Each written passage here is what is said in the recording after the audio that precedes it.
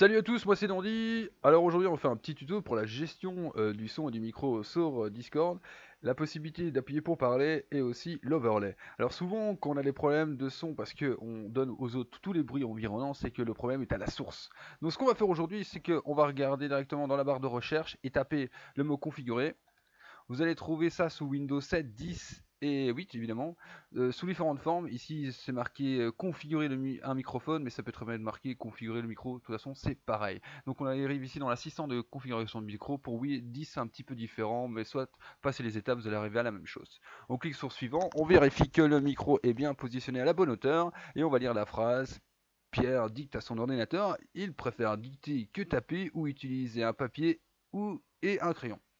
Voilà, suivant, parfait, tout a fonctionné correctement. Donc on arrive directement sur Discord, on va donc paramétrage, on va cliquer sur voix, on va d'abord aller chercher nos périphériques d'entrée et de sortie. Voilà, donc on est déjà directement à la détection de voix, par contre on va décocher système automatique afin d'être plus précis.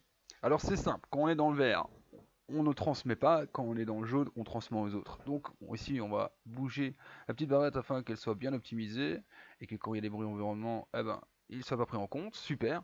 Alors pour le reste, ici on va pas prendre ça en compte puisque c'est déjà validé, c'est l'écho, le bruit et puis la configuration automatique afin d'avoir un meilleur son et tout ça, on n'y touche pas. Par contre ce qu'on va faire c'est qu'on va enlever ceci qui va couper d'autres sons pendant que d'autres discutent et tout, ça peut être embêtant.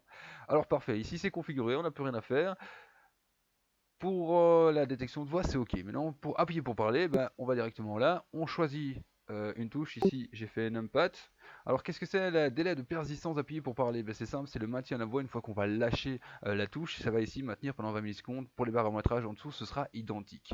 Donc, pour tout ce qui est voix et tout ça, détection, maintenant c'est fait. On va aller maintenant voir ce qu'est-ce que c'est en fait l'overlay qui est déjà activé d'office. Des fois, il n'est pas toujours représenté l'overlay quand vous êtes en jeu. Bah, c'est parce que votre jeu n'est pas pris en compte en fait pour l'overlay et le mieux c'est de l'ajouter dans la liste.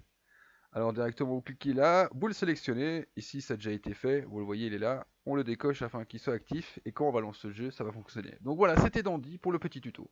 Bonne journée.